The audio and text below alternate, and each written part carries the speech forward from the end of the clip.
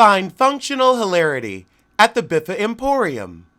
So we open up with Divorcee Hartwell, and she's giving me the yawns talking to her mama.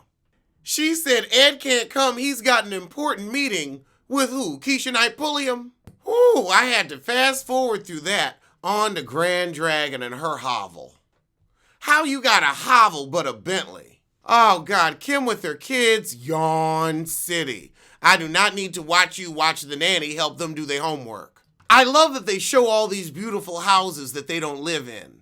Everybody got a shack compared to the houses they be showing in the interstitials. I feel like Nene jumped the gun with her book. She should have come out with that book around now. That would be quite a book, like just a decade of a Real Housewife. Oh, I looked it up.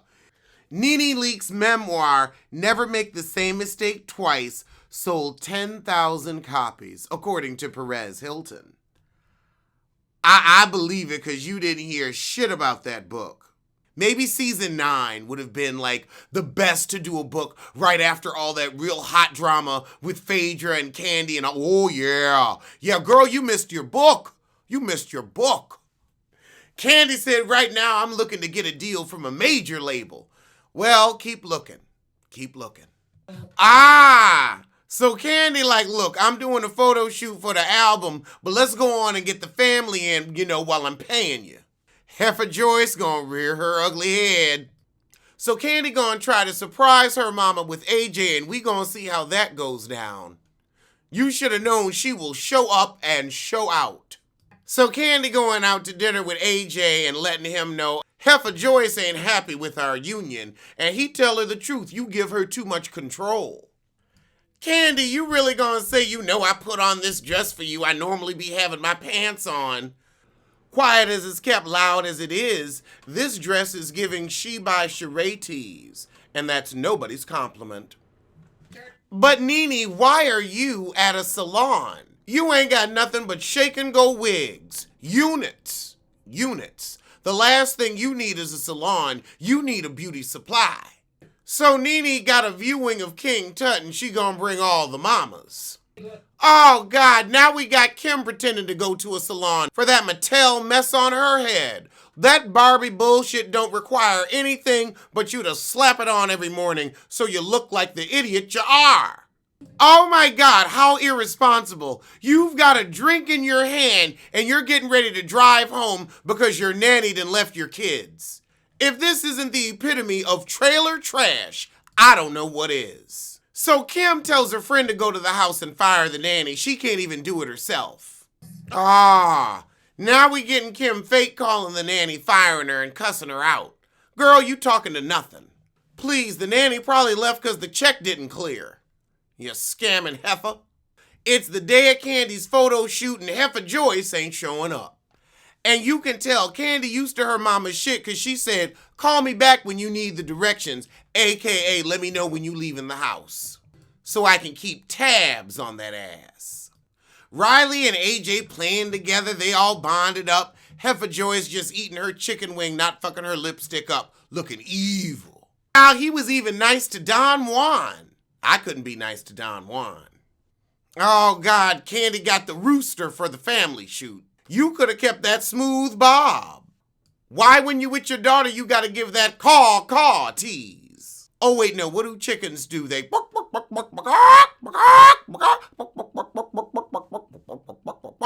I think the slick hair looked better, but that's just me. So they try to slide Heifer Joyce in for a group photo, but she ain't having it. She like, I want to be fake. I don't need to be fake. Kandi get up and go over and ask Heifer Joyce, why didn't you want to take the shot with all 4 of us? And she gonna say, because we didn't need to. I would have said, okay, now you keep that same energy, because I'm going to have that when it's time to pay your mortgage, because I don't need to. Kandi says in the confessional, I always wanted my husband to have a close relationship with my mother. You're delusional. You ain't never brought no man home that Joyce liked. Ever. Joyce ain't never brought no man home that she liked. Nene, please tell me you are not wasting the King Tut exhibit on Grand Dragon Zolciak and that Mattel mess on her head. So now we're at the little gathering at the King Tut shit, and Grand Dragon sitting in the corner mad she had to show up. I guess the producer said, look, you gotta show up for an actual scene. Oh, Lord, here come Dwight. Oh, God. And in walks Kandi, and since that's the only one Kim don't know, Kim just clings to her. You know, AJ was short too. Kandi like him short. So Kandi thinks Kim is cool. Yeah, let's see what you think after Don't Be Toddy. So while Kandi and Grand Drag are becoming fast friends, Shit Ray and Divorcee Hartwell are singing, "There's a tightrope between me and you."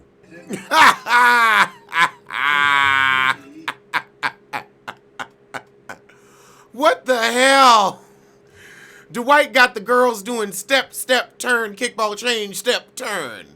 Everybody is like, what the fuck are we doing? Child, you jiving with Jiminy. That's what you doing. Oh, and now Kandi's singing her one solo hit, Don't Think I'm Not. I loved that song as a kid. Didn't know it was her. Nene wasn't impressed with the vocals.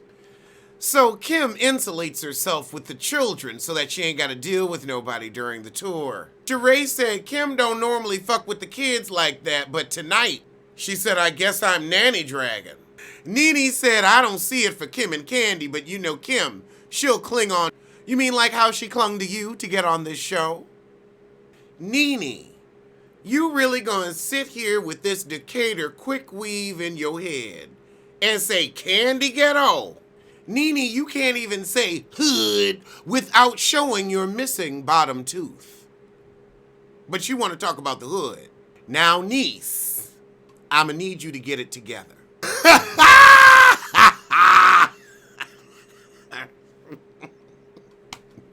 Oh, Dwight is shady as fuck. Is AJ working or is he between gigs? Not between gigs. Ooh.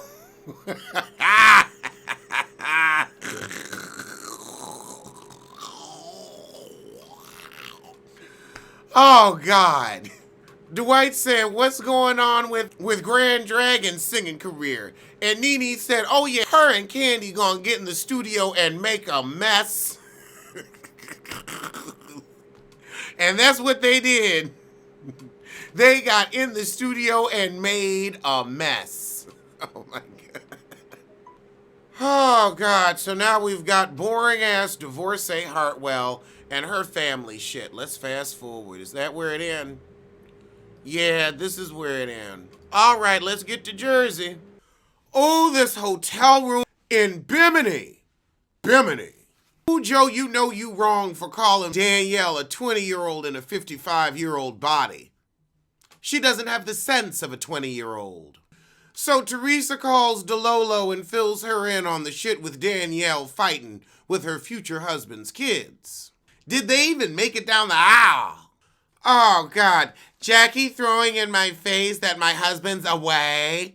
That was below the belt. You are below the belt, so it doesn't matter. Oh, Jesus, you're hurting my children. No, you know who really hurt your children? Your deported-ass husband. That's who hurt them. Jackie didn't commit bank fraud. Jackie didn't fleece and steal. Jackie didn't put herself and her husband in prison. That was you and your spouse. So now we're at this photo shoot that Margot is dreading. They are insistent that Marge get out there and be the fat one. Let her wear her coverall. Yeah, I'm with Marge. Keep them sausages covered. Oh my God, this photographer is an idiot. Different poses. Just do something fun. Do something fun. Something fun. Fun. Fun. Oh God. Teresa's walk. Femininity. Oh. Oh my God. Look like a top coming out of a bedroom. Oh God, Danielle. More femininity. Screaming for booze. But you know what? A drink would be a good idea. Cheers. Cheers. So now we got the new husband hanging out with Joe and Margot's husband. They want to let him know what he's getting with Strumpet Storm. Meanwhile, with the heifers, Melissa is trying to get Teresa to give Jackie another chance. Fat chance. Meanwhile, Back with the husbands, Joe and Joe are grilling Marty, and Marty's like, well, no, we didn't have sex last night. And Joe was like, shit, you better call off that wedding. How you getting married to somebody who don't want to fuck you? These guys are messy. They are telling him all about his relationship when they know nothing about it. Now, Joe does know Danielle, but the new Joe, you don't know anything about her, so you need to mind your business. Oh shit, Danielle hit the lotto. She put $45,000 on his black card and he don't know it yet. They telling him she gonna spin you into the poorhouse and you gonna come crying back to us. Not getting no puss. No puss. I will say it's not their business, but they right. They just keep digging in on Marty. Oh God, so now Marty's offended that you'd question his judgment about somebody as special as Danielle. Honey, the only people that should find Danielle special is the CDC. Oh, we got a little baptism. Marge's husband said, I ain't questioning her, I'm questioning you. Splash. He did that old high school hit the cup, get it in your face. Now Joe's saying it's a test. That was nobody's test. They was trying to warn your ass. You in danger, girl. So now we got Jackie and DeLolo at lunch. And DeLolo's on Teresa's side hardcore. Well, what you said was very offensive, a low blow. And so Jackie says, okay, well, did you see how she was screaming at me? Is screaming, fuck! Is that something an intelligent person does in an argument? And then DeLolo gonna say, you've got an elitist attitude. Just because somebody screams, fuck! In an argument doesn't mean they're not smart. Well, she wasn't smart enough to not go to jail, wasn't smart enough to keep her husband in the country, so I don't know how bright the woman is. Oh, now we're going to get a little bit of Jackie backstory. She has a felon father, too. Oh, DeLolo is just still on Teresa's side. I guess she a ride or die. I'll give her that. That little meeting didn't do nothing. Joe is drunk as hell, and it is hilarious. Oh, now Margot is like, fuck, you done started some shit between Danielle and her fiance, and it's gonna all come back on me. And Danielle is already tripling down on her asshole. I mean, this is like Kenya Moore times 10. This is like Kenya Moore when she was at that damn Houston Build-A-House thing. And that was the worst we've ever seen of Kenya. Okay, so the girls are getting ready to go to the rehearsal dinner. The weather's shitty, and Margot keeps saying it's gonna fucking rain tomorrow. Girl, Danielle getting pissed at that. In stressful situations like that, sometimes it's just best to not say anything than to be like, it's gonna fucking rain, it's gonna fucking rain. That would low-key piss me off. Like, look. I will think about it, I will deal with it, let me. Look at Danielle trying to look good, but ending up looking like a mannequin. I'm with her. I'm with Danielle on this. Are you gonna keep talking about it? Say it a couple more times. It's gonna rain. It's gonna rain. It's gonna fucking rain. Oh God, and now Margot's trying to curse your wedding. I thought rain on your wedding day was good luck. And girl, this is your third one. You were due for a washout. I mean, you know Danielle is on one right now. It's just time to shut that mouth. Like, you're getting on her nerves, she's getting on your nerves. Just zip. Just be like, you know what, I'm just here, I'm gonna feel the breeze, I'm gonna enjoy the raindrop. So it stops raining and Danielle wants to turn up. All right, and Strumpet Staub gets the shit shaken. Joe, I heard you had a conversation with Marty and said I was marrying him for his money. And Joe don't give a fuck. Joe is ready to go to war with Skeletor. So Joe Giudice calls Joe Margot's husband over. Ha! He said, look, if I'm going down, I'm bringing his ass down too. We was both throwing shade. Joe said, well, I'm debating the answer. I'm not really sure. I'm going to have to think on it. No. Of course you're not. Of course. It was just drunk talk. And of course, Danielle blames Margot, just like we thought. She only wants to be surrounded with love and light. Joe Giudice gives some smooth talk about, oh, he just showed us how much he loved you, yeah. Focus on that, and changes the subject. I see you, sly one. Oh, God, Danielle is just being a nightmare. I brought my hair and makeup for me and my daughters. I believe Melissa. She came ready for a blowout, and now Danielle like, no. He put the kibosh on that, and the show refused to pay. Yeah, Teresa's hair is wet too because you told them they were getting blowouts. That's why they didn't split a hair and makeup person.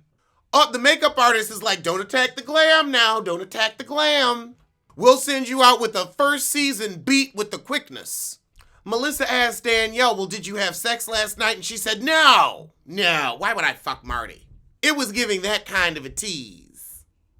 I mean, you're in Bimini, it's your honeymoon. It's your third marriage, you ain't got an egg in the carton. You should be fucking like there's no tomorrow. Oh, and in walks Marge, and she's got wet hair too. Teresa trying to diffuse shit, so Danielle's still giving Margaret shit for what her husband said. I feel like you would have gotten that from somewhere and you got it from Margaret. So yeah, men don't do shit like that on their own. He got it from somewhere and he got it from her.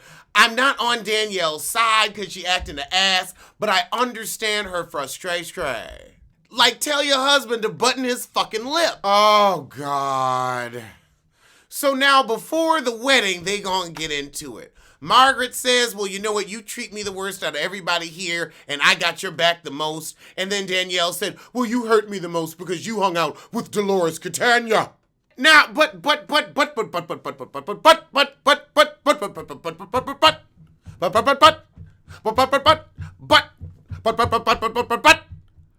you are having Teresa in your wedding, and that's her ace boon coon. So why? Why is it an issue that Margot wants to hang out with DeLolo? I don't know, no.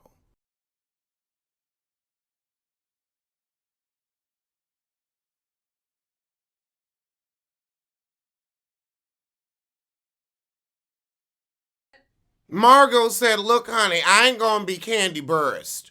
You can't forgive, you can't forget, I can't do it. Margot don't want to work it out, she don't want apology, she don't want to talk. Danielle running after her. So she browbeat Margot back in the room. Oh, Lord, now Margot's saying, DeLolo had a point. This heifer ain't shit. Well, the rain cleared magically. I guess Strumpet Staub is some kind of witch. Clearly, because she's able to perform concilium on these men. Now, Danielle, I may think that you are a rancid piece of shit, but your bridal gowns and your wedding dress, you had taste. I can't even fuck with you. Either you had taste or you hired somebody with taste. But yeah, that shit, beautiful. They didn't have a catwalk, though. You had to drag your dress in the sand? You couldn't have had a carpet? Ha! Now we got Margot saying, I don't think this marriage gonna last, while she holding her bridesmaid bouquet. That's your wedding party, girl. That's your wedding party. Oh, God. Danielle, honey, I couldn't take a vowel from you seriously, much less a vow. If you said I want to buy an E, give that heifer a U. Give her a U. Don't give her what she asked for. So after all that high drama, Sissy Staub got herself an official meal ticket. Good for you, I guess. So as my mugs say, tell a kin, tell a friend, tell that heifer you hate to head over to the Biffa Emporium for a cute collection of hoodies and mugs. Link below.